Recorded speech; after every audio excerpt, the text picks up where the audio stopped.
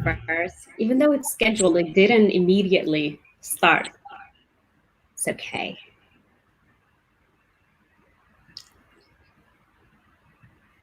All right. Let me just make sure we're all here.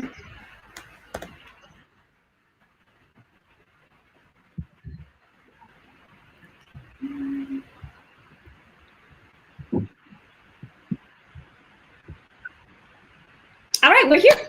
Okay. Let's see. All right. All right.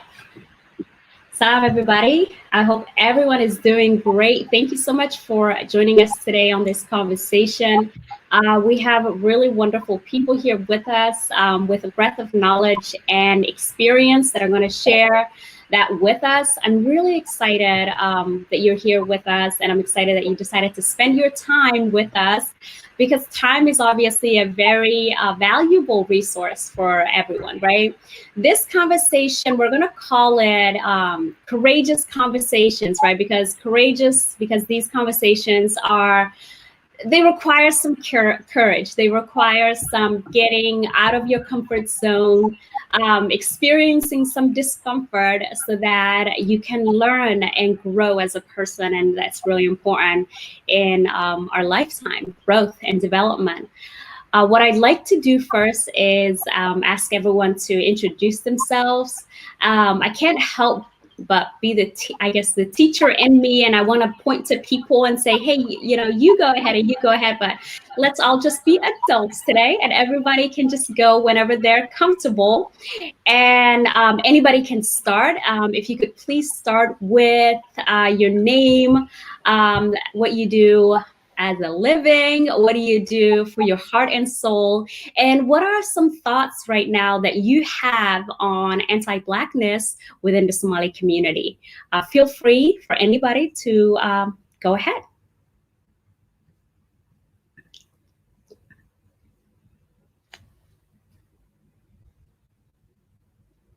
I'll be a teacher then. Abdimalik, would you please volunteer to go ahead? I was trying to be a gentleman and say ladies first, but okay. Thank you. My name is Dr. Abdimalik Bull. I'm a professor and counselor and transfer center director at San Diego City College. Came here when I was 5 years old.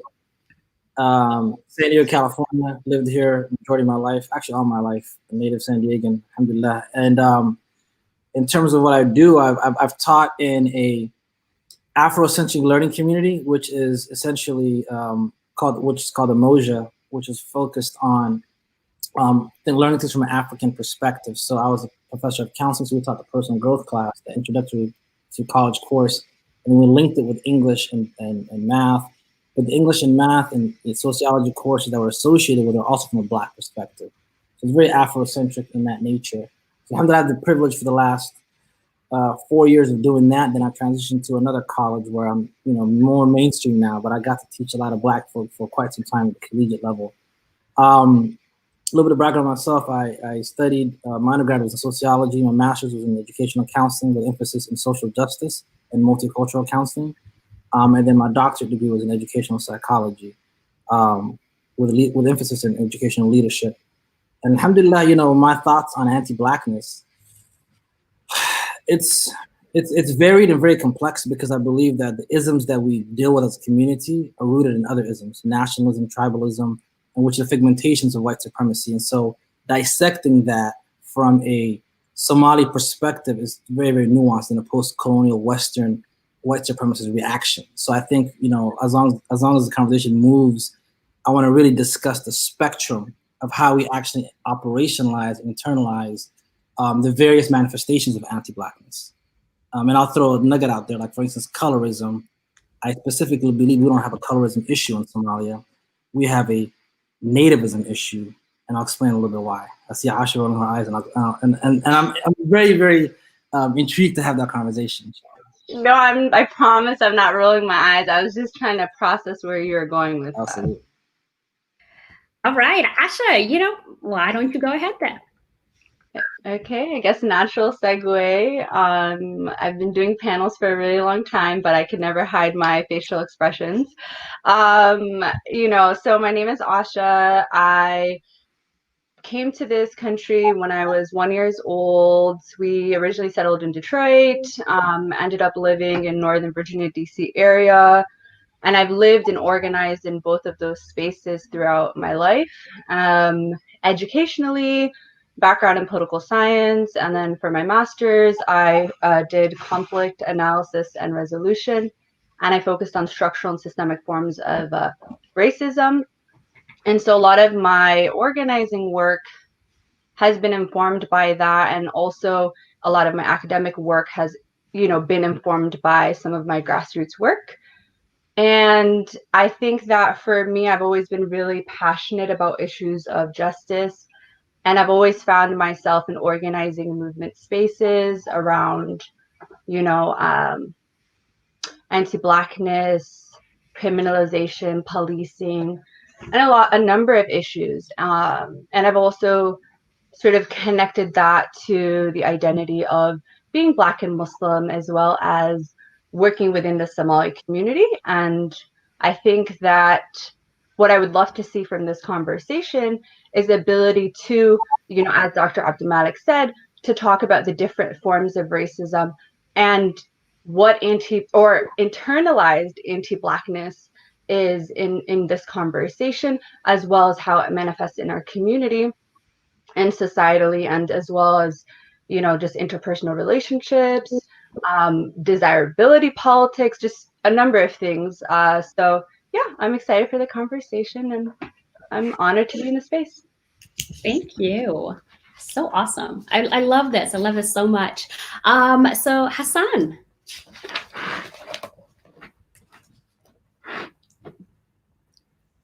I was trying to look away so that you don't call me. Never. You can never hide.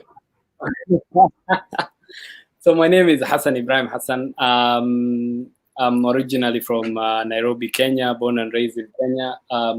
I came here about a year ago to pursue graduate school in Boston. I have a background in journalism. I worked in journalism in Kenya, in northeastern Kenya, and also in parts of southern Somalia as a researcher, and just as a general as a designer in a nonprofit organization. So when I came to this conversation and if I ask what is what do I have to explain about anti-blackness, is that for me I feel like it's anti-blackness is the specific exclusion of a community or a people that are not seen as Black enough, and this is something that we've experienced in Kenya. Living in Kenya, this is something that is pervasive, especially in the Somali community, where people, Somalis see themselves as living in a bubble that is not connected to the reality of living in a homeland that is full of ethnic Kenyans. So I feel that that experience of living in Kenya and then coming to live in America and then experiencing the Black Lives Matter protest is something that has given me two perspectives of being in a homeland that is 100% or 99% Black people, and then experiencing that anti-Blackness among Black people, and then coming to America and then experiencing that anti-Blackness again from the same community, but also experiencing it from the institutions that are in America. Thank you. Wow. Very, very layered. Yes. Thank you, Hassan. Welcome. Haweya. Hello, everyone. I'm sorry, my camera was acting up, so I apologize. My name is Haweya. I came to this country when I was 12 years old. So I grew up here. I am mother of 3. My background education, I'm in the healthcare field, so I did a bachelor's in respiratory and worked in various level of hospitals, outpatient clinics, pulmonary clinics. And I recently did my MBA on healthcare management because I was given an opportunity to climb up the ladder.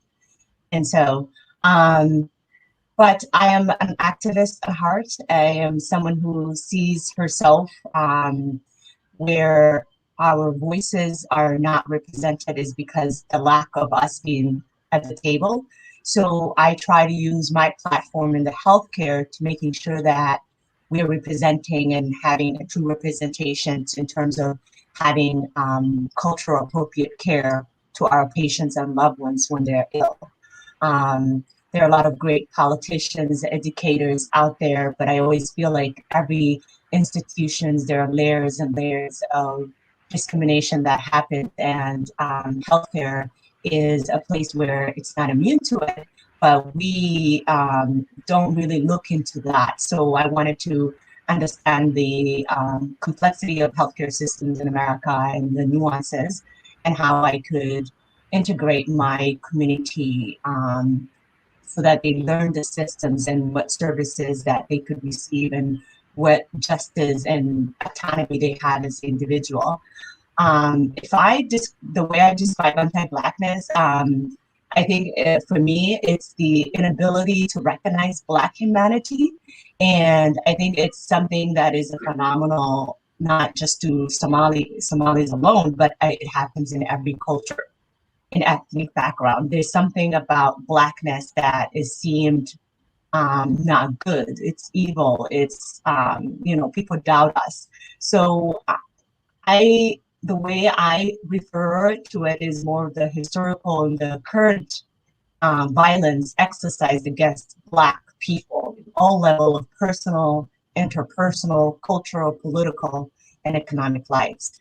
And how can we, as a Black people who identify ourselves, I mean, I am Somali and I identify myself as a Black person, but there are some Somalis that identify themselves with having a lineage through Arabs or Italians. I don't believe that. I think I'm Black, and I love my Blackness, and I really couldn't deny the hate and the language that we use in my culture and continue to be used that is negative, that has negative connotations.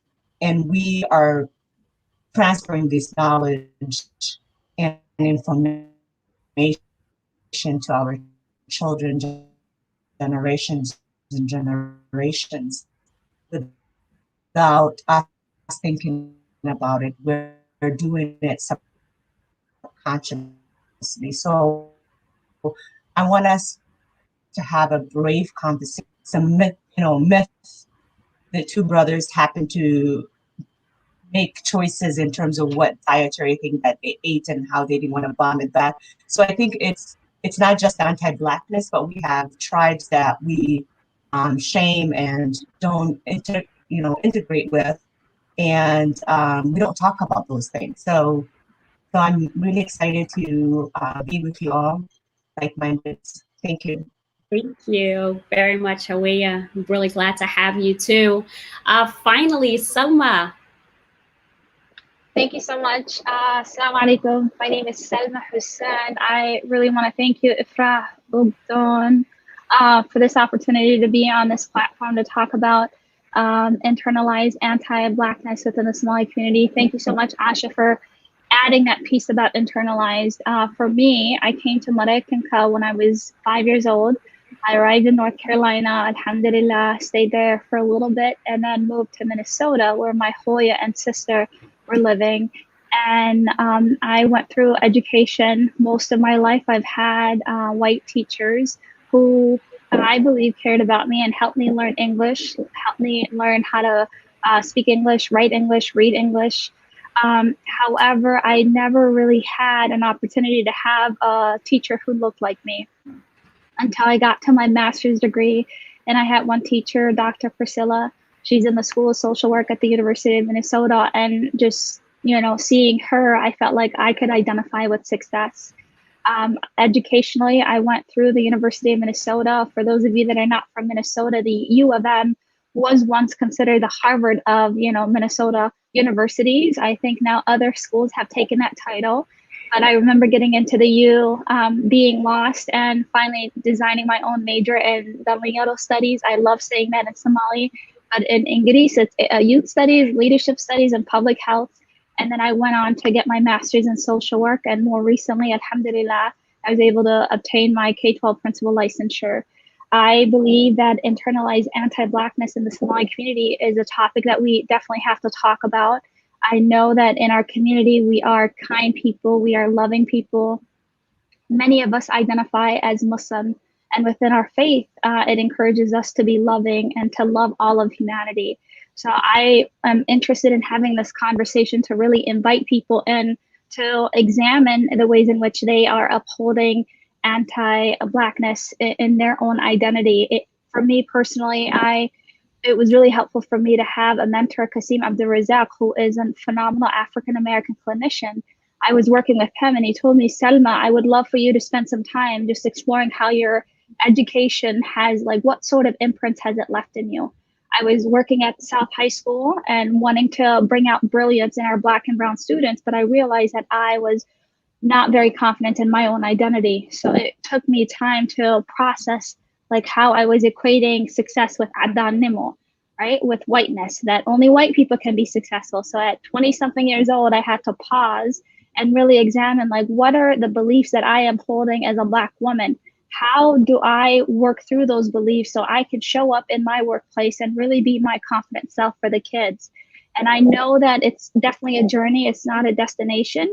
And I'm really hopeful that people that are tuning in this evening can be vulnerable, can, commit to doing this work of being the best versions of themselves so we can heal from internalized anti-Blackness.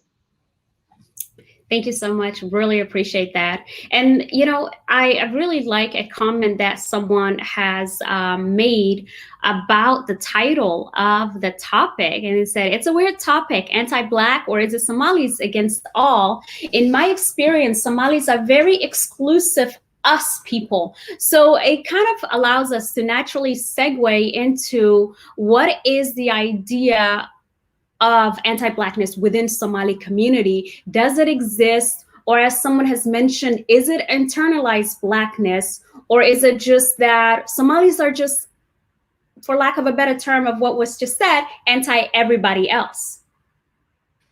So whoever is comfortable with. Yeah, I'll take that on. I think it's a very layered conversation, and I want to contextualize it in both what Salma and Asha shared.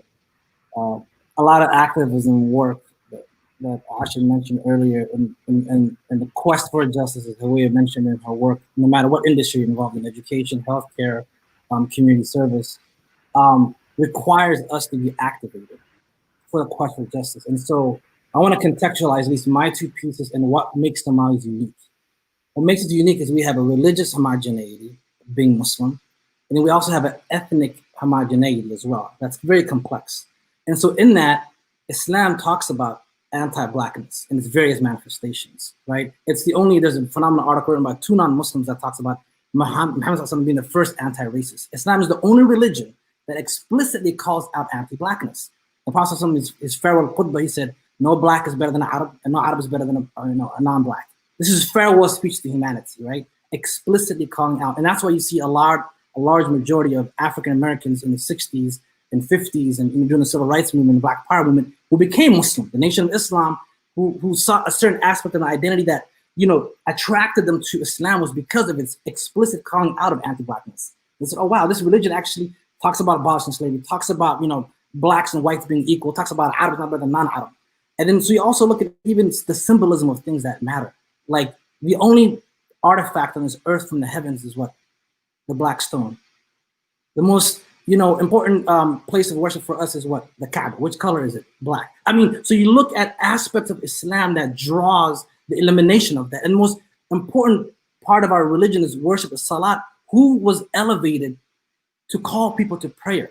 Who the Prophet tapped to say, you had the most important role of calling people to convening in the congressional aspect of salat, which is Bilal, radiallahu anhu, freed Abyssinian slaves. So this is very, very important how we contextualize this. That's what makes us unique, the Islam piece. The second piece I want to draw upon is ethnically. If you look at a post-colonial framework, at what point do we say Somalis are part of the Arab Union and they're also part of the African Union, right? But we have this internalized the white supremacists of adopting a model of governance that has never worked in America for 400 plus years. We have to admit at what point is democracy a failed project, right? Constructed by Aristotle, Socrates, Plato, Eurocentric Greek philosophers, enacted by Jean-Jacques Rousseau, Thomas Hobbes, enacted by Thomas Jefferson, white slave owners, right? That we then are going to say you have to govern yourself by the system. Then it produces a 4.5 system, which is inequitable at its origin. So you have a 0.5 group that are Somali Bantus on one end of the spectrum, who are, you know, have certain features that are not like Somalis. And then others, they just exactly. everybody. Then you have on the other spectrum, Hamiris and Shanshi and Adads, right? And people that are considered others, and we literally have them in a 0.5 classification. And you can say the Banadiri and Shanshi people are very light. So is there a colorism issue there? Or then you also see the Bantu people are very, very dark. Is there a colorism issue there? But they're both casted as 0.5, less than. So I want us to really contextualize how we have framed this conversation, both our religious, ethnic, and cultural identity. I just want to throw that out there. Go ahead, Ash. No, I was agreeing with the majority of everything, but I just wanted to point out the 0.5 piece, because I think we talked a bit about it yesterday in our like pre-call.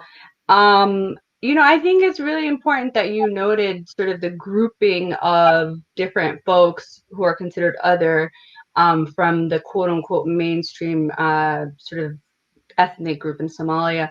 And I think, yes, there are, you know, groups that are considered on the lighter skin spectrum, but do we feel that there's even a stratification in that? So I feel there is a level of colorism even in the otherization of a 0.5 category, because let's be honest, there's still a level of differentiation or, you know, hierarchy or caste system based off of color, and then also based off of tribal identity and affiliation, and a number of other things. So that's the only thing I wanted to kind of add in there. But I do agree that we do have a system of governance that inherently is inequitable. Like, you cannot just group people together in a 0.5, because that's already, you know, starting at a lesser vantage point, lesser opportunities. I've always argued that identity or tribe in Somalia, you know, is a system that is masking a deeper issue, which is resource access. I do think that there's a deep and long history of conflict based off of tribe and tribal affiliation. But I think really at the core of it, it's competition, it's power, it's access to resources, and it's also rooted or, you know, intensified by colonialism and intensified by, you know, the socio-political context that you were talking about, Abdulmalik, in terms of, you know, geopolitics, right? Like, what is the role of the Arab Union, like, or what is the role of the African Union?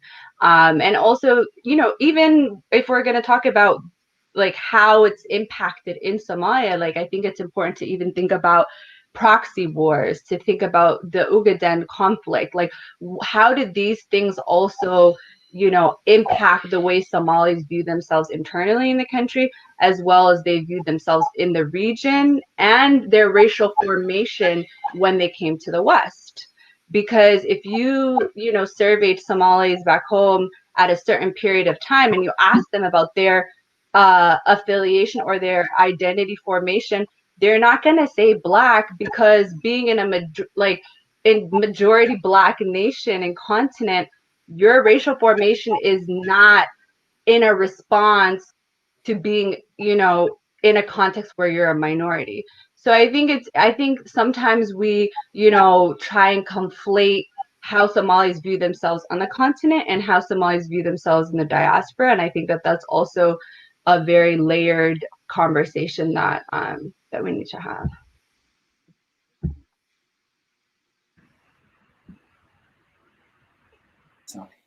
I think one of the things I've just yesterday when I was reading about, you know, a lot of this stuff is that I realized that even talking to I have Somali roommates, and as I was talking to them, there's this idea that they highlight their nationality more than their blackness. You know, that is what struck me at first, is that wherever you go, you will find the Somalis. The first thing they will ask you, and this is something that is so pervasive in Kenya, is that you cannot be Kenyan and you cannot be Somali. So it is always that choice of, who are you? Are you Kenyan? If you say you're Kenyan, the person will ask you, why is your hair not Jarer? You know? If you say you're Somali, no, passport ka Kenya, why do you use the Kenyan passport? You should use the Somali passport. So I feel like we as Somalis, we look at this, whether living in Kenya, whether living in the West, is that as our parents who came to these places in the 70s, in the 80s and the 90s, is that we see the diaspora, or we see where we live, and this is what really stops the older generation. Alhamdulillah, the new young generation is trying to break out of this, is that people don't want to integrate because they look at these spaces as temporary. They look at the West as somewhere that our parents came to just make money and then invest back home and relocate eventually. You talk to a lot of Somali parents who came here in the 90s, late 90s, and 2000s, is that, oh, I'm just in America I want to save money and go back home and invest and take my kids to study, whether in Somalia, in Nairobi, and these places.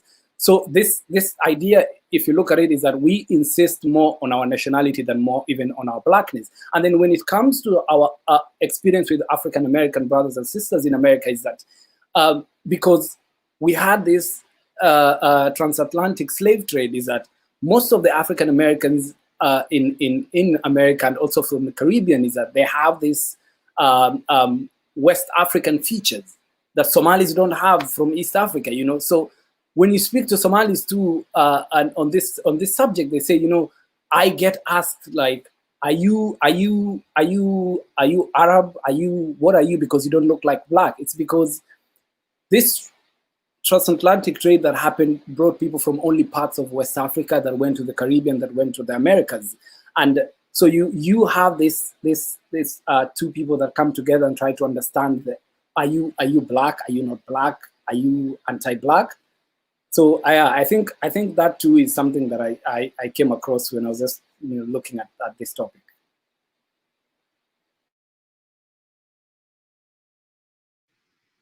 Can I ask a clarifying question on that? Because I think that's a point of features, right? I do agree that there is this aspect of anti-blackness that's rooted in having certain features, like a broad nose, texture of your hair being a certain way that's associated with being more of indigenous African. And I think because of where we are and how we're situated as a people, oftentimes I know people would confuse me as being Cuban or Afro-Dominican or something because of our curly hair and whatnot, right? And we took these aspects of beauty and we kind of associated with that. And that is actually a manifestation of anti-blackness. The way in which we subscribe to that is the dominant way of that folks from the continent should look like, or ought to be look like. If your blackness is closest to that, then that's also problematic, And one point that Asha mentioned that's very, very important, it's conflating the diasporic experience as opposed to the folks that are still home. And for me, that's very, very important to understand, because nativism is the problem that roots a lot of these issues. It's not the proximity of whiteness, it's the proximity of nativism. There are Somalis that say, like we have nothing to do with them. Islam came to Mogadishu before it came to Medina. You know what I mean? Islam came to 1400 years ago. The first mosque was in Zayla. Before it was in Palestine and Egypt. There's people that are like Arab, like Hawaii mentioned, like I'm not like the texture and stuff that I have. I'm proud of that. And there's people that say, no, we're lighter. So the aspects of beauty that they shape into anti-blackness. So I think it's very, very layered when you conflate the experiences of African Americans and us in the diaspora. So that's a very, very important piece.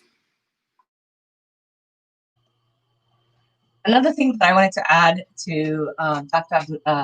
Bull, what you're talking about, is the sense of identity. What is truly identity for Somali folks? The ones who live in diaspora or the ones who live back home? And what is the commonality that we have? The same cultures that we currently still hear and practice, the racial undertone languages that our parents use at home.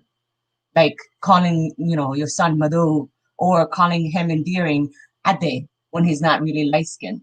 Why do I need to do that? As a parent of 2 Black boys, I catch myself saying those things. And it's subconsciously rooted in my culture.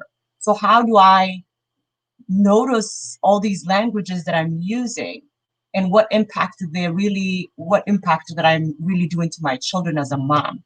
So we got to figure out, I think that as a Somalis, we have identity issues. We really don't know exactly who we are as people. We have so many layers of complexities, whether it's a historical driven or a Civil War driven, whatever, religion being introduced to religion after the Civil War. Even Somalia was not as religious as they are right now. So what are the impacts of all those influences, and how can we break it down so that as a parent that I am doing the right thing and transferring the right information to my children? Those are the struggles that I have.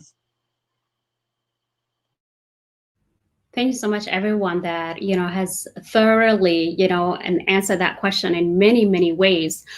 From what I gathered is whether it's internalized anti-blackness, whether it's othering other people, whether they're in the Somali territories or outside of it, there are some levels of anti-blackness then within us. And so, what are the ways that Somalis are, whether explicitly or like overtly or subtly anti-black? Whether that is for us that live in North America, anti the indigenous people that live here, or anti other Africans, in particular Bantu Africans. And so there's some conversation already that has hinted to phenotypically how other people look like, and how we utilize that as a way to other them in a negative connotation. So what are the ways that Somalis then are anti-Black or anti-African, in particular Bantu Africans? And anyone can feel free to go ahead and answer that question. Yeah, I'd like to answer that question. I know that Dr. Abul has a lot of knowledge, so what I will contribute are more of my thoughts. I really think, Mahalida, that what Asha said is so powerful about internalized anti-Blackness. I really think that Somali people, as Somalis, we're not necessarily anti-Black. I think we have been conditioned by our environments to be to internalize anti-Blackness. So I just feel that people aren't born hating themselves, because in the end, the Somalis are Black, right?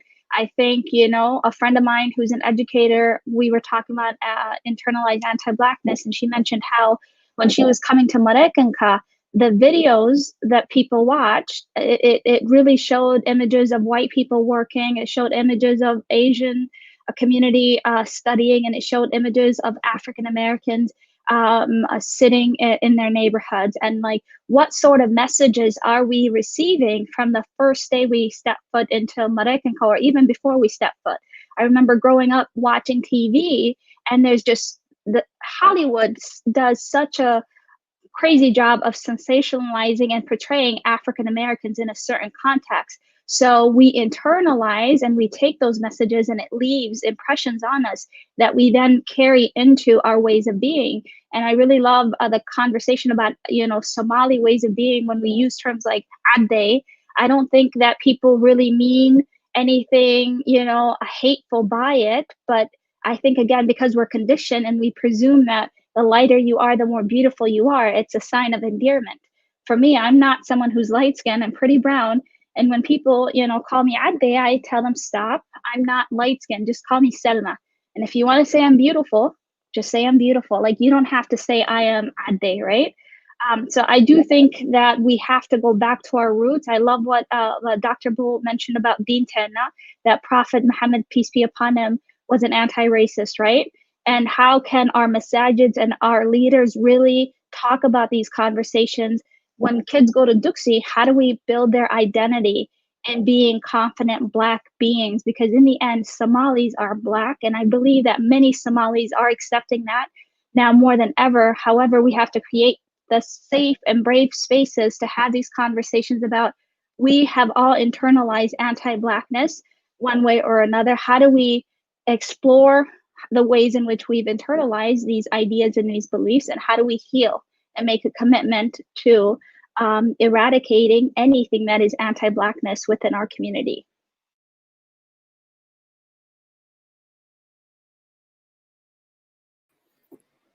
There's a number of things that actually came up in Selma's talk, sorry, Hassan, that I found to be particularly important as well. You know, the concept of sort of like indoctrination when you're coming into this country. And I currently work in the immigration movement space, in particular around anti-Blackness, even within the immigration space. And I work with a number of organizations, national groups that work with Black immigrants, undocumented immigrants, and so on and so forth. And I think it's important to think about the process of migration coming into this country, the process of becoming a U.S. citizen. I've worked with a number of settlement groups who bring folks and do the integration process. And there is a very intentional project of anti-Blackness and framing the African American community as one that, you know, recent immigrants need to distance themselves from. There's definitely an intentional sort of process of highlighting how certain model minority groups are, you know, like have upward mobility. So it's kind of like a warning, right? Don't align yourself with this group, right? These Black people, because then your outcomes are going to be XYZ. What that does, first of all, it creates, you know, animosity. It brings a group of, you know, immigrants and communities that already are having sort of internalized anti-Blackness, racial animus, as well as, you know, like, don't do this and you will, you know, have some sort of positive outcome. And that in and of itself is anti-Black. It creates a caste system in the US, which is, you know, Black and African American position at the very bottom. And that is a very intentional project of whiteness. It's a very intentional project of the immigration system, very intentional project of all of the policies that have been enacted predating even the formation of the United States. I think that that's something that we really need to think about. You know, it's also reinforced, as you said, Selma, in Hollywood, as well as, you know, other, you know, mainstream narratives. And I think that it's continuously perpetuated. And until we divest from the model minority myth, until we divest from this idea that, you know, aligning with other Black people is somehow detrimental to us, and that we realize that the experiences that African Americans and other Black people in this country have experienced is a byproduct of structural and systemic racism. It is a byproduct of creating the quote unquote ghetto. It is the byproduct of growing up in areas that are food deserts, that don't have equal access to education, that, you know, so I think we need to take away all of these narratives that paint a certain group, for example, the African American group, as inherently less than, and realize that their experiences, which are very complex, non-monolithic, vast, are a product of the United States imposing these policies and creating environments in which, you know, certain realities can manifest.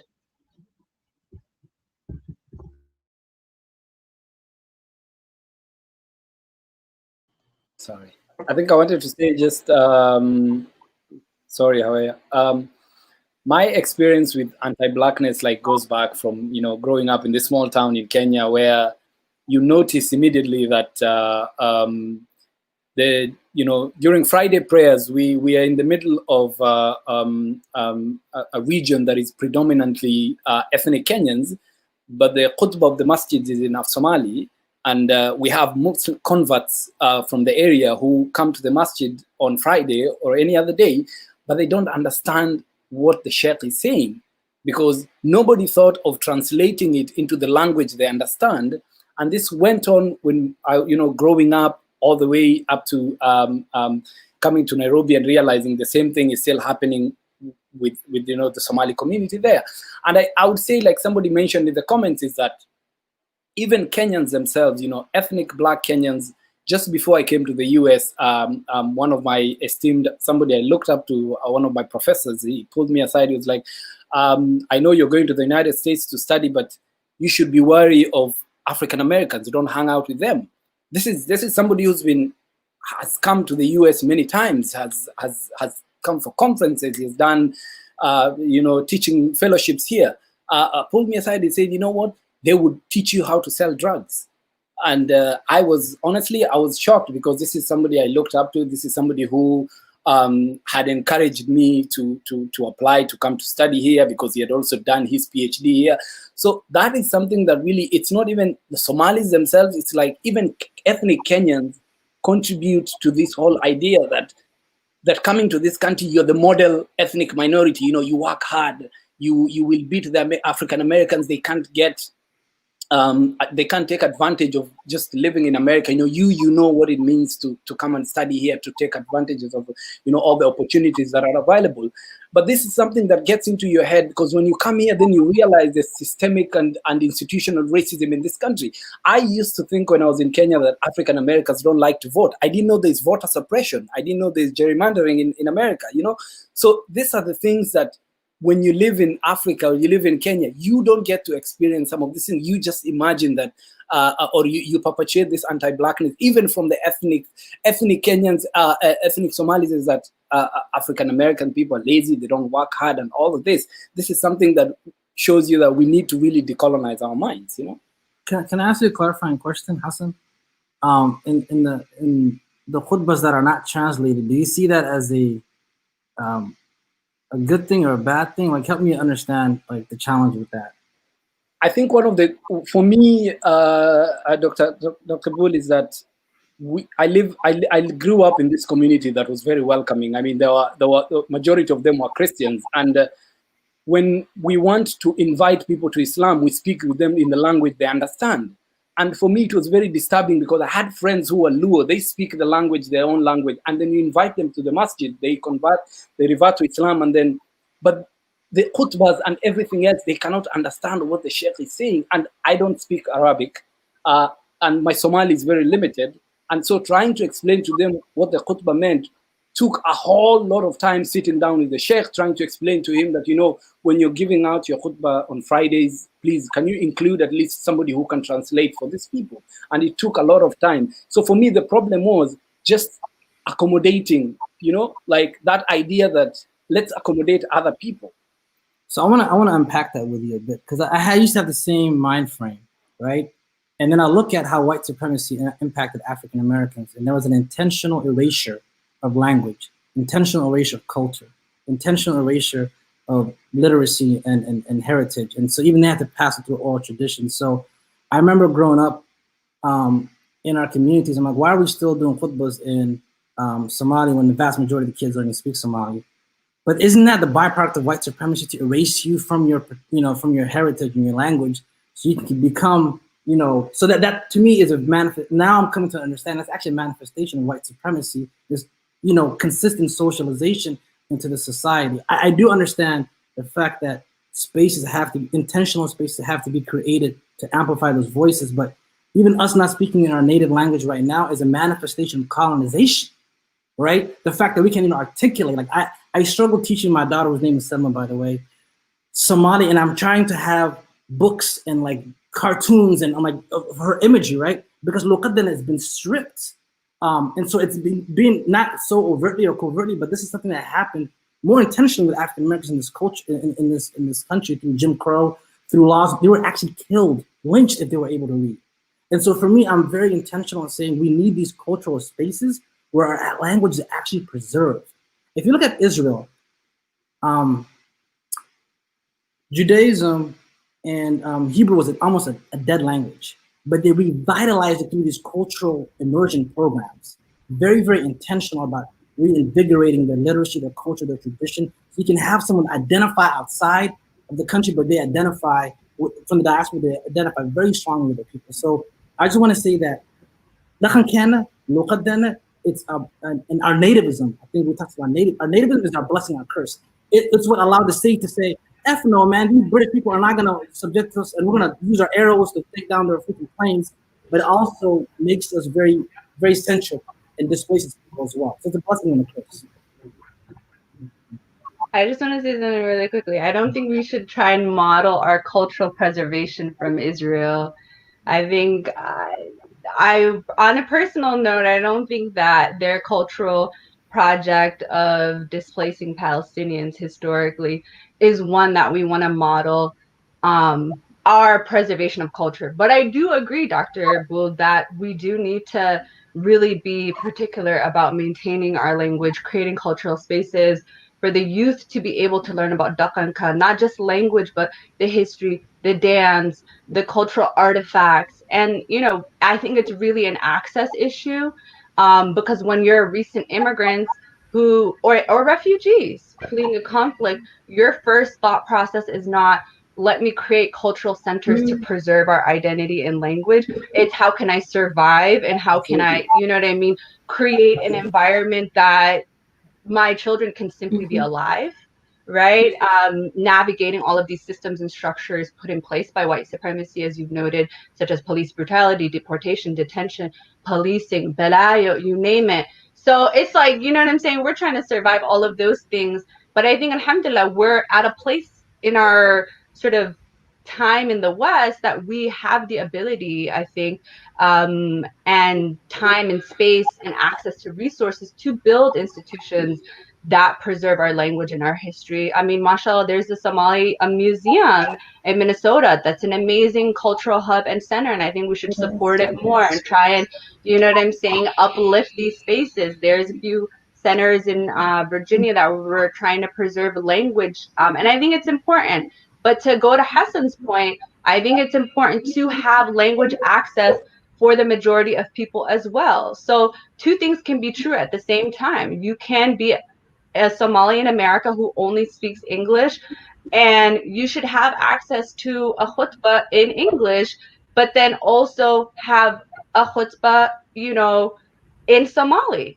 So you can be able to, you know, both practice and preserve your afkahoyo, as well as have access in a language that makes sense to you, because language access is definitely something that has impacted our parents. You know, language access has denied them also opportunities that they, you know, didn't know that they were able to sort of tap into. But I absolutely agree that the removal of identity, the removal of language is a project of sort of funneling people into this caste system and removing them from all things that, you know, bolster their identity or connect them to their roots. So I agree with you. Goodness, so much like good stuff is being said here, and I'm like along reading the comments as well.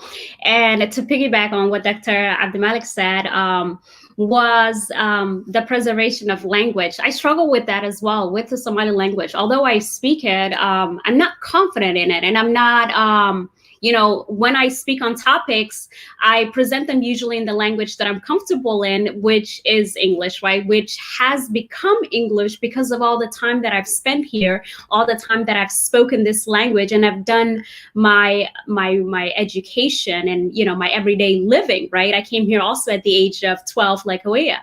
So there is, you know, that struggle of preserving our indigenous like language. That is a huge struggle, definitely. Let me segue into this question here. What are some ways that you have experienced anti-blackness towards yourself? And I want to add within the Somali community, and you can interpret that whichever way you would like to, but also what are ways that you have internalized anti-blackness? So what are some ways that you have experienced anti-blackness towards yourself within the Somali community? And what are ways that you have internalized anti-blackness?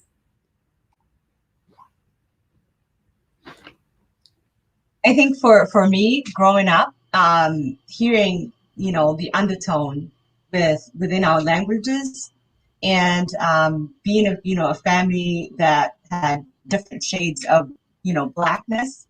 I was the darker one, and I was always considered, oh, Mdobe, or family members will come and say, "Oh, is she adopted?" And they would laugh about it. And my parents would laugh about that. Like my mom would laugh about it. And she'll say, "Oh, she looks like her dad," and dismiss it. And so I think like hearing those things and always seeing like my beautiful Black sisters, Somalis, who are older than me, bleaching their own skin when they're going out, putting in makeup, certain looks that they have to have in order for them to fit in, and what was accepted. Growing up, I felt like I wasn't pretty enough. I wasn't, good enough. And here, everybody, all the mothers and the way the aunts talk about is like when everybody grows up, who's going to marry the dark one? And so it's like I felt like lesser of my sisters, and those are people who loved me. And so I think the undertones, the languages, and the cultural things, and then they, like Nappy here we call Jarir. We call somebody who is, not even light skin, Ade, and endearing, positivity. So those, I think, they sent all these messages in my brain where when I was raising my children, I was using the same negative undertones, the languages that I was using with my kids. I catch myself, like I was telling you guys earlier, calling my son Ade. His name is Abdurrahman, but he's dark skinned and he's a beautiful boy. But why did I have to do that? And the fact that like now I'm noticing more and more, and I challenge my mom, and I like her and I have this relationship where we just like I just let her be who she is because she's the product of her own generation. So I really can't be mad at her, but I'm trying to learn how I could have her see different perspective. And so, like one time she made a comment about like, oh, you should put your grill back and, put it back in the garage because the Mado are going to come steal it. Because that's what she has heard. That's what she sees in the media. So for her, Mado is completely a different person. She doesn't see herself as somebody's Mado. So I think for me, growing up in those examples, it gave me a sense of like I wasn't pretty enough, and I think after my divorce, I really got to know who I am as a person because I was only doing what my society has taught me. You go to school, you get married, you have kids. I was only doing what I was taught. I wasn't doing anything that I thought, okay, I thought that was my success. Like if I listen to my parents, if I do this, I check this box off, I'm going to be more accepted. So I really neglected myself in that, where I could see my true beauty and embrace it. I have a beautiful daughter who is just as dark skin as me, and I love her and I encourage her skin all the time. And when I'm putting on makeup, I say, oh, Mommy's getting old and there's little wrinkles here, but you are so pretty, you don't need it. I wish I was young and beautiful like you. So I am trying to use positivity and unlearn the things that were done to me. And I think that's the best way we can move forward. For me, honestly, it goes back to Wahbarasha education. I thank my brother Kasim Abdurazak for really encouraging me to dissect and process the ways in which my education has impacted my view of self. I remember starting one of my my second professional job at a high school in Minneapolis, and working there and wanting to do good work for the students. And I remember going to my meetings with the other social workers, three awesome white women who are just kind individuals, but they would talk about hiking and doing all of this things that Minnesotans do. And none of it were things that I could relate to. And this was before I had the conversation with Qasim. So I would show up and I would want to be confident, but I'm like, oh my God, what am I doing with my life? Like these women are like having all of these experiences, which are not experiences that I'm having. So when I met Qasim, who was African-American Muslim, and he encouraged me to invest time in learning about myself and learning about the ways in which I've interpreted success and how it's impacting my view of self, my view of success, how I show up in the community, I was honestly able to heal. I felt freer. I felt like I knew who I am as a Somali Black woman. I knew that my lived experiences are different from Gabdaha Adanka, and that's okay. Like, I don't have to go canoeing or camping in order to feel like Minnesotan, right? When my colleagues would talk about, doing X, Y, and Z, I would just tell them, yeah, I'm going to spend some time with my kids this weekend, and knowing that that's enough. And I think that is what is needed in our community. How do we spend time learning about the ways in which we have internalized anti-blackness? And for me too, having done this work, I am committed to learning about how to be a better co-conspirator, a better companion to my African-American brothers and sisters. All of the people that have helped me in my career have been African-Americans, right? I had a mentor named Dr. Shakir Abdullah at the University of Minnesota, who I remember when he was interviewing as a Black Muslim male, I was just so happy to have him in a position of power. And then at my local mosque, Masjid An-Nur, it's led by this dynamic African-American Imam Makram Al-Amin. Seeing his compassion and love for all of humanity has helped me be a better individual. And also, I think as a community, if we can invest time understanding that the outcomes that we see, right, the educational outcomes, the opportunity gap that exists, the employment gap that exists, the housing disparities that exist, all of that are a byproduct of rules, right, of laws. So just because someone has more does not mean that they are more, right? And that's by Dr. Kendi Ibrahim. How do we translate the knowledge and the resources in that book of how to be an anti-racist to create conversations within our communities that are inviting, where people can know that they're not being attacked, like you are good human beings, right? Brene Brown, who is a white woman who I love because she's helped me learn the difference between shame and guilt. Shame is I am bad. Guilt is I did something bad. And if I'm being 100% honest with you all, I feel like as a community, we are oftentimes stuck in shame. We are stuck in shame, and we feel bad, and we are very protective of our identity. And I think we have to name that, and we have to invite people to move away from shame, knowing that you are not bad because you have an that you have a racist thought, right? That's a byproduct and conditioning by the society that you navigate in. However, you have to make a conscious decision. Hello?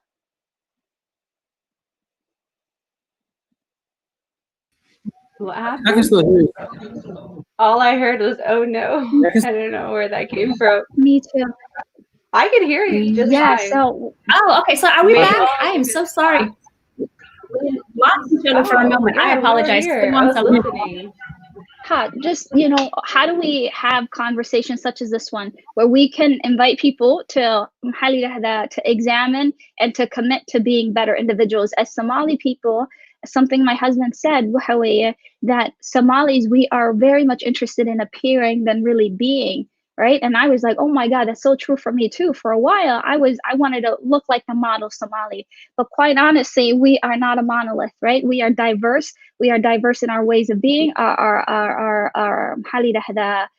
just who we are. So we have to embrace that, accept that, and let people be their authentic selves, and have room to be vulnerable, have room to be honest about where they are in this journey, and be equipped with the resources to do better and commit to being better. That's, very eloquently said, Salma. And I think part of that honesty is rooted in the fact that like, if you look at certain aspects of how we've entered this country, the struggles of African Americans through the civil rights movement and the things that they fought for. And so if I can say that in English, for folks who don't understand, is that we benefited tremendously from the people that we're looking down upon within our anti-blackness, our access to education, our access to resources, our access to livelihood, and economic, coming here. One of the things that I want to do, and I wish the Somali community can do this, is there was the former ambassador to the United Nations, I believe it was Andrew Young, I forget his name, but he's in Georgia. He's about 80 something years old.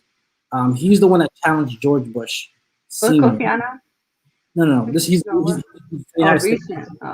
He challenged George Bush on the migration patterns of why they were taking more folks from Europe than Africa in terms of immigrants. And so he challenged them, and he said, we need to invite more folks from Africa. And so, and this is like pre-Rwanda, pre-Somali Civil War, and he laid the foundation for all of us really to come here because he expanded the immigration rights for Africans to be, in America. And so, Ninkas really is like Hatta Shahada Malasin, who hasn't been recognized, right? But this is the person that actually enacted policy that opened the doors to, invite more African immigrants. So I think it's very, very important that we benefit a lot from the struggles of African Americans. And we turn around and say, okay, they don't want to read, they're lazy, or they're gustial, or they're gangbangers, they're all these different things. But the fact that you're able to even be here and exist in such a fashion is from the struggles and death and blood and tears of these people that really fought for that. So I think for me, it's that honesty that we have to grapple with as a community and say, you know what, we are here because of certain people's sacrifices. I think that's very, very important. And I have the psychological discussion with folks of why folks feel amotivated or not motivated enough to do change, because society conditioned them through racist, white supremacist policies and procedures, like way back then, like psychologically oppressed them to a point that you can't even like maneuver because of the trauma they experienced. And so we just come out, it's like the fourth quarter after your team put all this work in the third quarter, and you don't come in and shoot the finishing basket. That's who we are. You know what I mean? Like we weren't. And we still struggle, so imagine. Yeah. So for me, I think that's the part of the honesty of how we have to really manifest anti-blackness. We've already heard that. You know what I mean? Because I feel anti. And that's the better than aspect. We really have to challenge consistently ourselves. I really want to speak to that, what you said, Dr. Boole, about the better than concept that we have to challenge. I know we spoke a bit about it yesterday, and I think as Muslims, right, the majority of Somalis are Muslim. We may practice our Islam differently, historically, contemporaneously, probably in the future. And so I think though, as Muslims generally, one piece of Islam that's really important to us is that battle with the nafs, right? That battle with the ego.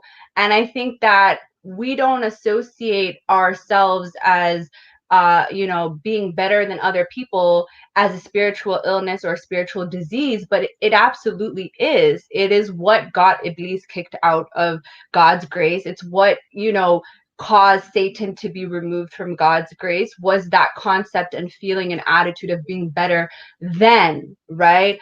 And being superior to, which is the biggest sin. And I think that as Muslims, we want to be, as Somalis, particularly speaking to Selma's point, it's more about this outward projection of religiosity rather than an internal spiritual struggle with the nafs, right? And I think that is so critical to our deen, and I don't think we really practice that enough, because if we did, we would never look at the next person and say, ana kafi an qabil ke gasani san whatever, belai, just like this sort of competition and this sort of continuous domination, subjugation of other people based off of their phenotype or their ethnic group or whatever the case may be is very un-Islamic.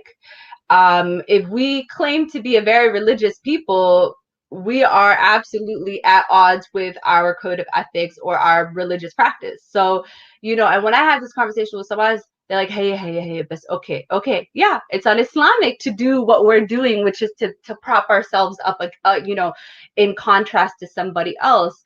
But going back to the root, or I think the question was, how do we experience it on a personal level?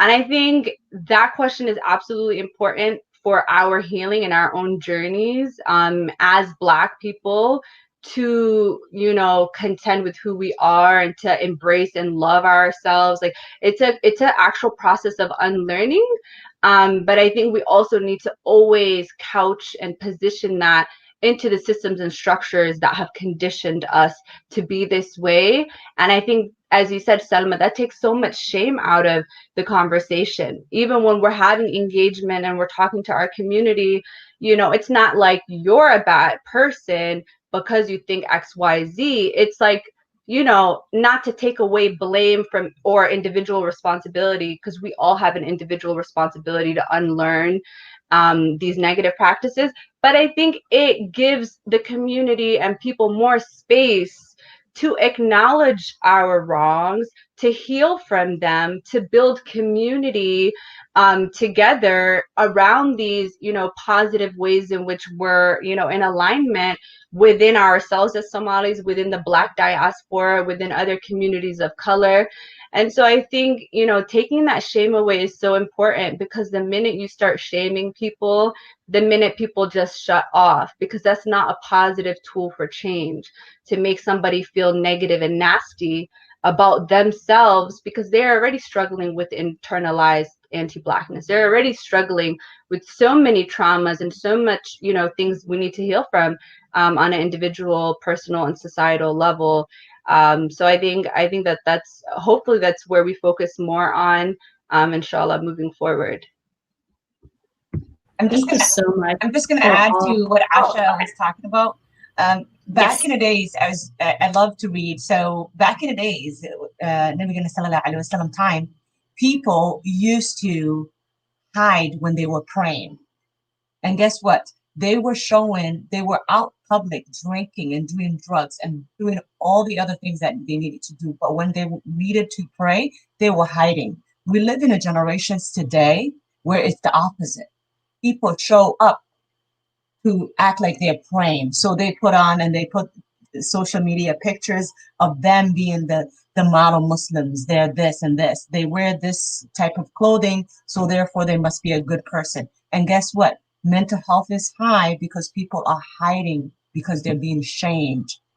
And addiction is a disease from a healthcare perspective. So I just wanted to touch on that, the you know, unintended consequences of that, how we society move around and what happens, because people worry about appearance than really taking care of themselves inside and being vulnerable. Oh, thank you so much. Wow. We are running short on time. It's like 4:06. Okay, so two more questions for the panelists. Thank you guys so much. Wow, I'm just blown away, and I know the audience is blown away along with me. What can individuals do to combat anti-blackness within their community and within themselves? What are some tangible things that people can do? If I can share what I did, and it may not work for everybody, but for the longest I struggled with being okay with being called Abdi or Malik, or Abdul or Malik. And after George Floyd's murder, I wrote an email to my whole district and I said, I'm going to actively decolonize myself. My grandma can't say Theodore Roosevelt. She can't say George Washington. My parents struggle with saying Thomas Jefferson. You're going to struggle calling me Abdi Malik, because my name is my identity. So I think part of the ways we combat anti-blackness is this erasure of who you are and yourself. And so I think our name, our language, that's why I was, kind of triggered by that conversation.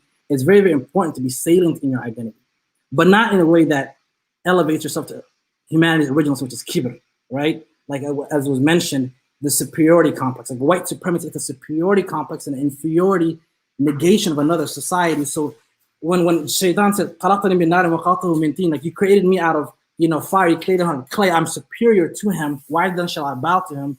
This superiority complex is different than you having pride in your identity of who you are. And so even when I announce myself, we do the pronouns he, hers. I say no. In my culture, we say Ya Tahay ina Ali Bu'al. I'm the son of Ali, the son of Bu'al from Somalia. That's how I announce myself, not preferred pronouns. So I think it's important that we have the saliency of who we are, and we keep those cultural nutrients and richness and actively engage in the erasure of that. So in the self that it is, and then also as institutions, how then we navigate those spaces to be proud of who you are and allow that power to manifest itself in ways that inspire others to be proud of their identity.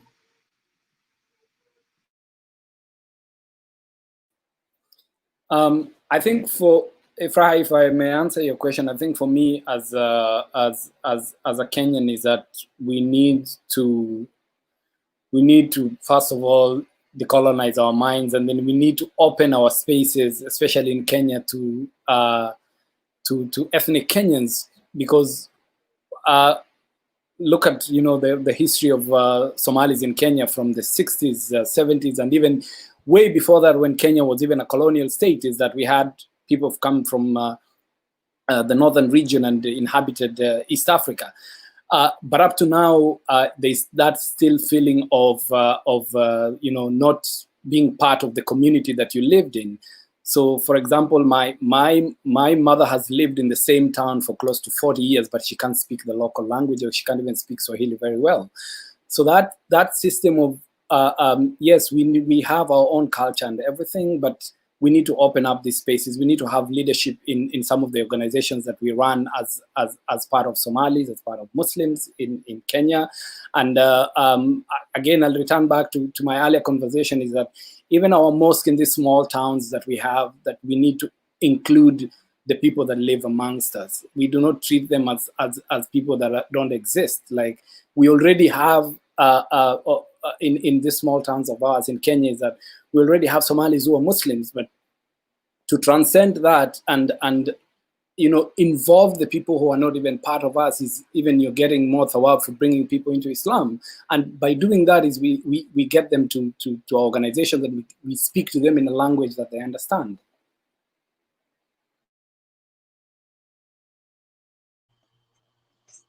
And I'm going to add to what Hassan was saying. I think it's very important for us to preserve our cultures, but at the same time, I think there's certain discriminations that we're doing if we continue to say we have to be only, associating with Somalis only.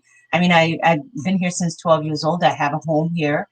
My kids, they speak Somali, they speak a little bit of Swahili, they speak English. But at the same time, I want to make sure that I invite people who don't look like me into my home, especially like the African American brothers and sisters. We say we're all activists, we're fighting, but how many of us have the circle that doesn't look like them? We tend to be comfortable with our own, and therefore we're alienating other people. And so if we think in society we have to grow, we have to integrate, it doesn't mean that you're going to lose your self-identity, your self-cultures, and your traditions and values, whatever you have. It means that you are inviting people so that your children or yourself do not hold on to those, prejudgment, stereotypical things that you think that are negative about them. How many of you have a children that have introduced your children to an African American besides Somali? How many of you invite them over to have lunch and dinner at the table so they can see the positivity? So we could do so much together, but if we are saying we have to be Somali, we have to be, think of us not, affiliating or integrating with other cultures and not inviting them to the table, then we really are not doing the purpose of us, what we are here to do.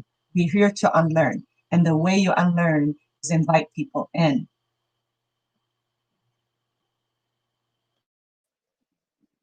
Thank you so much for saying that, Halaya. I honestly am in Sinahay that we benefit by really looking inward and spending time on bettering who we are, leading with humanity, leading with compassion. I believe that I am someone who is very, very nationalistic or Somali Nimokufana. But for me, Fanitanka isn't about Mahali Rahda. Fanitanka for me is just like celebrating the good things in our culture, right? And I think that culture is not static, it changes. Everything that is good, I like to say it is Somali culture, right? Everything that is not good, I'm like, that's not our culture. That's a byproduct of that colonization and whatnot. I'm a bit biased.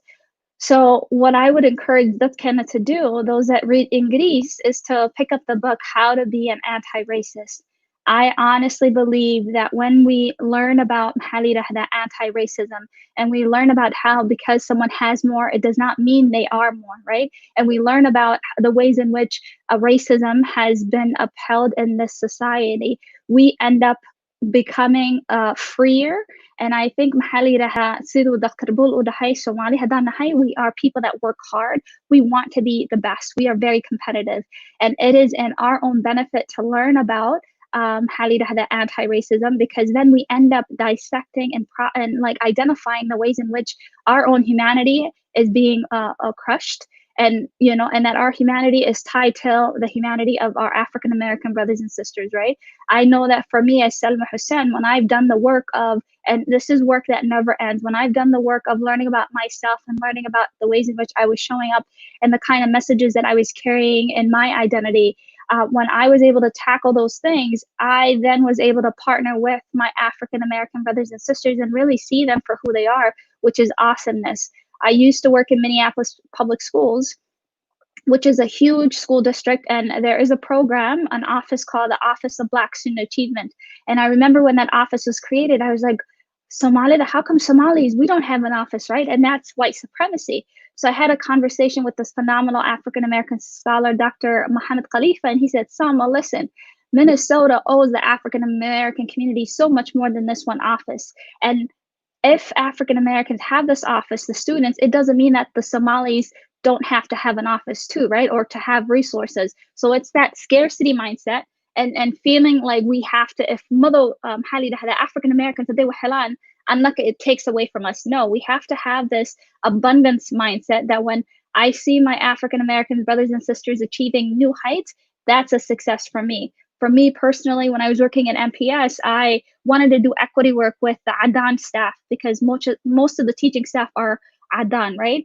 And in Minneapolis, we were very fortunate and still are fortunate to have an African-American leader, Candace Logan, and she is a confident Black woman. Seeing her have those conversations with our mostly white staff empowered me and gave me that role model and someone who I could identify with and strive to learn something from. So I encourage everybody to really not look outward, but to look inward, to be honest with yourself, pick up a journal, and be kind to yourself and know that everybody has racist thoughts and beliefs and mindsets.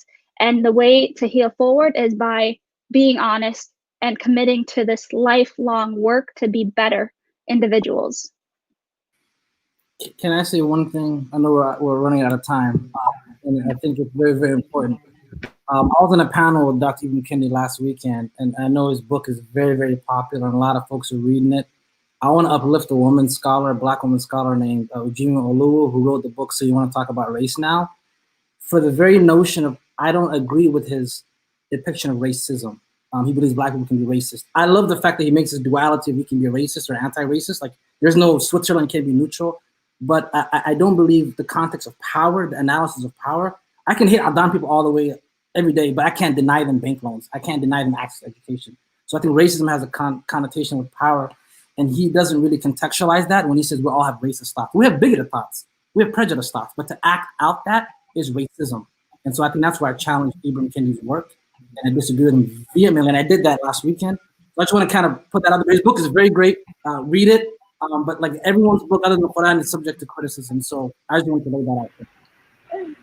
I agree with you very strongly on that point, and the same critique about the fact that racism is discrimination plus power, right?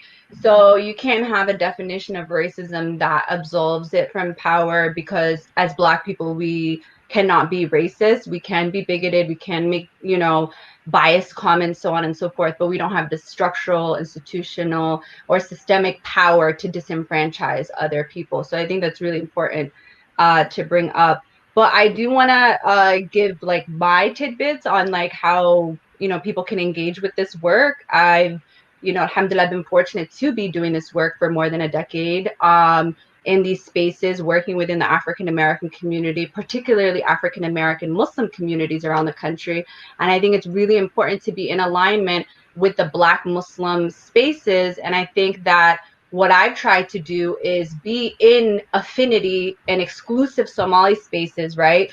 To have this dialogue, have this discourse, have this radical Black political education in one arena, and then also be in a larger Black Muslim or Black organizing and academic spaces, and to work in a process of bridging that gap and bringing both subsets of the communities together. So I think on an organizing and academic arena, that's something that all young Somali organizers, thinkers, activists, scholars can actually engage in. But I think that I would be remiss if I completely ignored, education in this process. And I don't just mean K through 12 education, which is very important, but I mean supplemental education around Black radical thought, Black political tradition. This is Black August, which is a month dedicated to Black radical thought and abolitionist thought. So I think it's important to read, scholars, read, Asada, Angela Davis, and so many others who have talked about sort of the history of what it means to be Black in America in this country, as well as, resisting against these systems and structures, because that's what we're doing today as Somalis in this country. But also our own history and legacy of resistance in the continent, in Somalia, resisting colonialism, you know what I'm saying, resisting and supporting abolitionist movements in America while we're in Somalia, right? So when people say, oh, Somalis don't view themselves as XYZ, I want people to be more particular about time frame, context, who they're talking about, and at what point does the racial identity formation shift? Because we do have a rich tradition of supporting Black radical thought. We do have a rich tradition of engaging with other Africans on the continent as brothers and sisters. So I think it's really important to tap into that history and legacy of positive engagement and powerful Black radical engagement, and to build off of that and to dream in that space and to envision a future where we can continue those legacies, while also honoring, the legacies of, Black communities in this country, really learning about the history of slavery, the history of just a number of things, Jim Crow, Black codes. Really just do your education, and as Hawea said, build genuine friendships, like genuine relationships that are not transactional, that are not to give you street cred, that is not about what you can get or who you can look like, but I mean genuine relationships because you love somebody fi sabilillah, like you love them for the sake of humanity. Like they may be Black Muslim, they may be other, people, but just for that sake of building community, being so intentional about building that community and not wanting anything in return, I think is very critical. And honoring the indigenous land that we're on. I live on Manohak land, and I think it's really important to, that's the area that I live in, Northern Virginia. I think it's important to start every meeting to name the indigenous area that we are occupying. Like we are also colonizers in a way. And so I think we have to also grapple with our positionality. We have to honor the communities that came here before us and be intentional about building community from our own Dakan, from our own language, but also, broadening who we see as family. My goodness. Wow.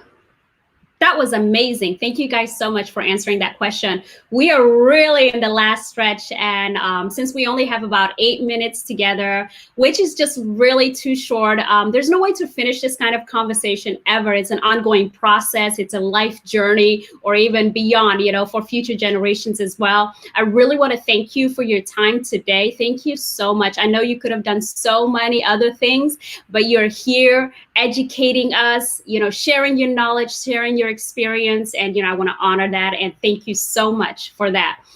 One last question, since we're really short on time, right, is finish this sentence of, I dream of a Somali society that, and then you can finish with whatever your vision is for a Somali society. Anybody can go first in whichever order. So I dream of a Somali society that, and then whatever you would like to see. What's your dream?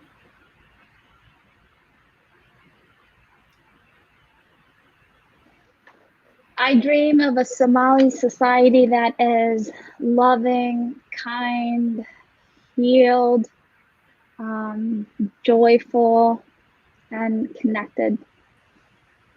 I dream of a Somali society that taps back into its roots when it fought colonial powers and liberated itself. I dream of a Somali society that partook in the liberation of South Africa in apartheid and donated soldiers and weaponry to Mandela. I dream of a Somali that contributed to the emancipation of Burundi. I dream of a Somali that contributed to the Ajuran Empire, teaming with the Ottoman Empire to free the people of Mombasa from Portuguese oppression.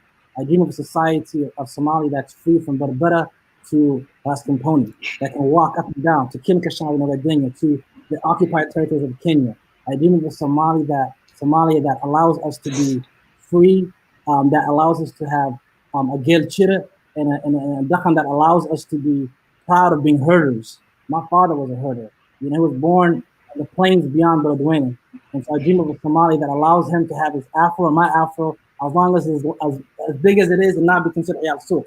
You know what I mean?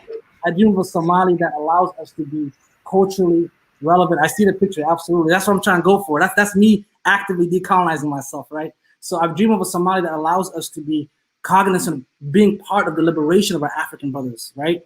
And also upholding our Islamic identity and being rich and really fighting against colonial powers and liberating and supportive. So I dream of a Somali that's grateful, that acts upon what makes itself so unique.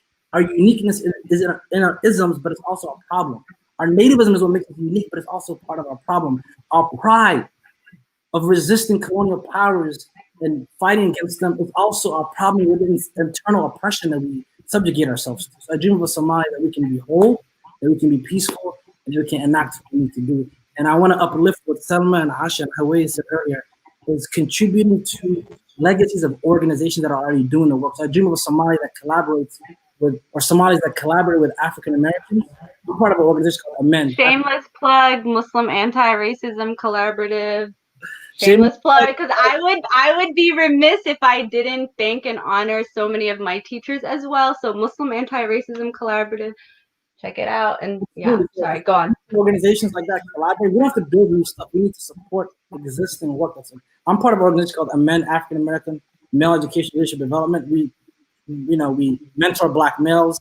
We contribute scholarships and development of folks. So contribute, be part of something that moves this work, this equity work along. So inshallah, you don't have to necessarily contribute if you can't, but just at least your ideas and how to support. So that's the Somali dream of, and the Somalis dream of. Well, I love it. I love it. Well, I guess I'll dream next. I'm a dreamer. I'm an envisioner. Like I was talking to Ifrah, I'm like, my favorite thing is to sit and think of a future for our communities. For those of you who don't read Octavia Butler, go ahead and read Octavia Butler, Dream, Envision. I would love to see a society where, you know, we love each other, we're in community, we know what we've gone through, but we're rising above that. We're working together. We're fostering Dakhan our language. You know what I'm saying? Like we are building community. We are free. We are liberated. We are interdependent. We are connected. And we are thriving, melanin popping, you know what I'm saying? Just like all positive things. That's what I dream and envision for us. And just to really be in a global community and a diasporic community. And then last shameless plugs. I guess they're not shameless plugs. They're really just supporting organizations that are doing the work. A lot of organizations that I'm plugged into, as you said, Abdul instead of, you know, replicating the wheel, I think it's important to support. There's so many wonderful Black Muslim organizations around the country that focus on these issues, predominantly led by African Americans, predominantly led by African American and Black women. I think it's very important to note that a lot of groups that focus on liberation are led by Black women. So shout out to Hassan and Dr. Abdul Malik, because sometimes we don't really get the brothers in these conversations. So I'm very happy that you guys are here and really holding it down. But yeah, check into Muslim Wellness Foundation. They organize the Black Muslim Psychology Conference, amazing academic space, as well as grassroots and organizing. Check out Muslim Anti-Racism Collaborative. If you don't already subscribe to Sapelo Square, check it out. It's an amazing Black Muslim magazine that, you know, addresses a lot of these issues. I mean, there's so many more, but yeah, so dream, envision, live boldly, and support the work that's happening. That's what I would like to see, inshallah.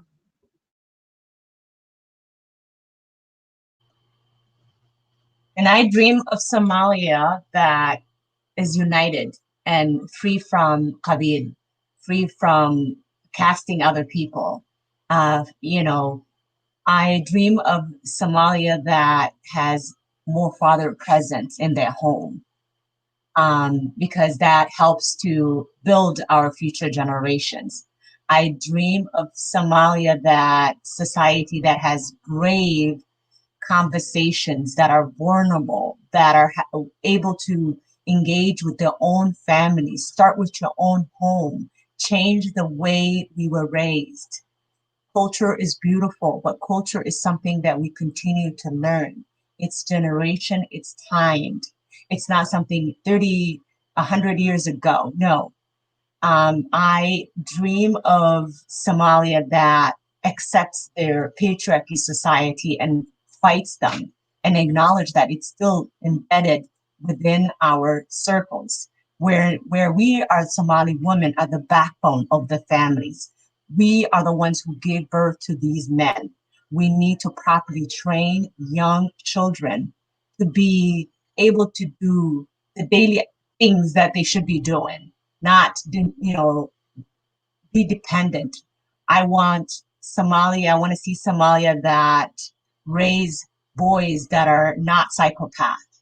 I want Somalia that society that embraces all the emotions and don't call it your wawalantahay. No, if you think about it, all the people in the world, and statistically, there's 5 people, there's 3 people who are not mentally stable.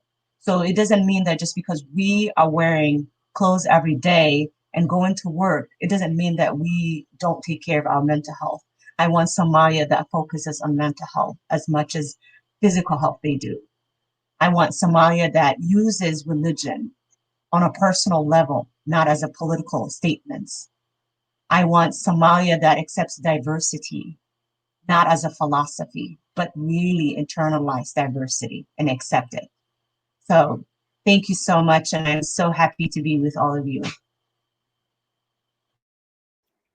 Wow. Oh my goodness. You know, my dream of a Somali society is everything that you guys said, is where truth and justice prevails, where there is diversity, where there is love, where there is growth, and progress, and keeping the old that's good, but also welcoming the new that's beneficial.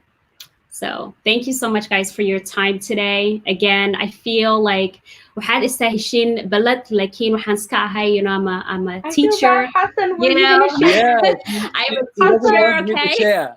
Balad Wait, baa Hassan's istaheshiin, dream. lacag badan baa istaheshiin, maxaa la yidhaahdaa, maxaa indhahaa haddee, waad mahadsan tihiin walaalayaal. Hassan, what's your dream Hassan, of Somali society? Yeah, Hassan's dream. Okay, I I want was to hear Hassan's dream. Yeah, Leave out We my want to baby. hear Go your on, dream, Hassan. Hassan. Go. save the best for the last, huh? True.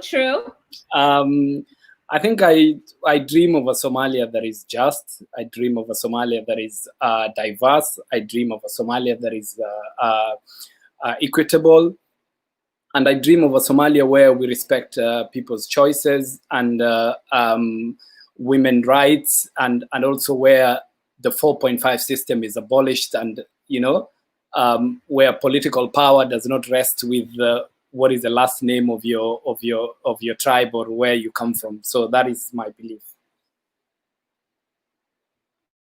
Thank you so much, guys. And I would be remiss if I didn't mention this, okay? Because it's been in a lot of the comments that people would like to hear this in a Somali language, right? Somebody said we should not just debate, discuss, express in English.